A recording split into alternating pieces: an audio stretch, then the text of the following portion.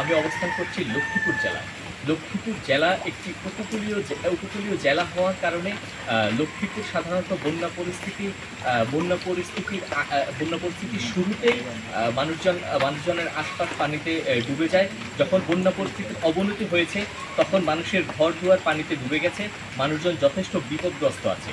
লক্ষ্মীপুর জেলার 4টি পৌরসভা সহ 5টি উপজেলার অধিকাংশ মানুষ এখন পানিবন্দী অবস্থায় আছেন। আমরা কয়েকজন মৎস্য ব্যবসায়ীর সাথে কথা বলে জানতে পেরেছি আশেপাশে যে সকল হ্যাচারি এবং মৎস্য ব্যবসায়ীরা আছেন তাদের প্রায় 80 কোটি টাকার ক্ষতি হয়েছে।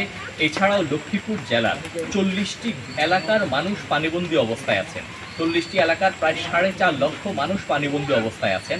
আমরা স্থানীয় মানুষজনের সাথে কথা বলে জানতে পেরেছি তারা এখন পর্যন্ত প্রশাসন কিংবা আশেপাশের কোনো বিত্তশালীর কোনো সহযোগিতা পাচ্ছেন না। তারা পানিবন্দী অবস্থায় থেকে মানবতার জীবন যাপন করছে।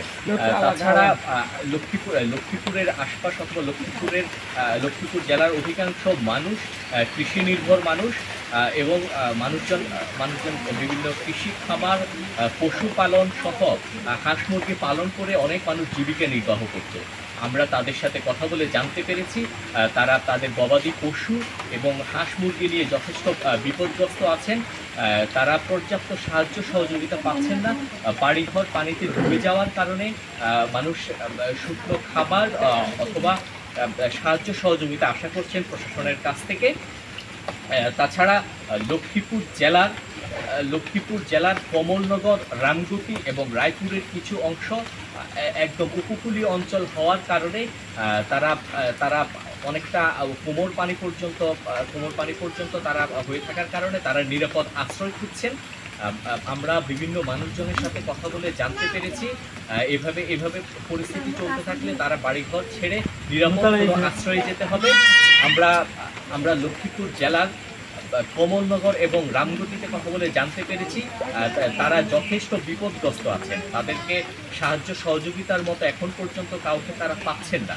তারা প্রশাসনের দৃষ্টি আকর্ষণ করছেন যেন তাদেরকে অতি সত্বর তাদের দিকে সহযোগিতার হাত বাড়ায় মানুষ, আশেপাশের বিত্তশালী মানুষ সহ প্রশাসন যেন তাদের সহযোগিতার হাত বাড়ায়। আমরা এখন অবস্থান করছি লক্ষ্মীপুর শহরের পাশের একটি গ্রামে, কুঞ্চল গ্রামে। আমরা একজন স্থানীয় মানুষের সাথে কথা বলবো। ভাই, পানি কতটুকু পর্যন্ত হয়েছিল আপনাদের? এখানে আপনার বন্যা প্রায় আমার এই ট্যাঙ্ক পর্যন্ত প্রায় 5 ফুট পর্যন্ত উঠে, এখন যতটুকু আছে আর 5 ফুট, মানে এটা হচ্ছে জোয়ারের সময়, ফুল জোয়ারের সময়। আর এখন তো ধরেন একবারে নিগ্রাবাড়া, এরপরও এখন পর্যন্ত দেখেন না ঘরে।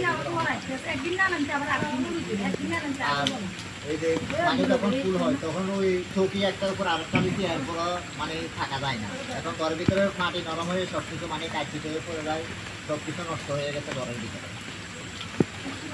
অনু শুনছিলেন একজন ভুক্তভোগী মানুষের কথা যিনি বন্যার পানির কারণে তিনি ঘরবন্দি হয়ে আছেন।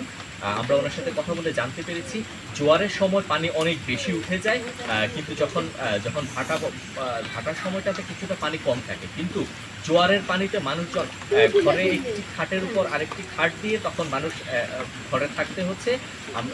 তারা আশা করছেন যে প্রশাসন অতি দ্রুত তাদের কোনো নিরাপদ আশ্রয়ে নিয়ে যাবেন। লক্ষ্মীপুর থেকে আদনান শাহ।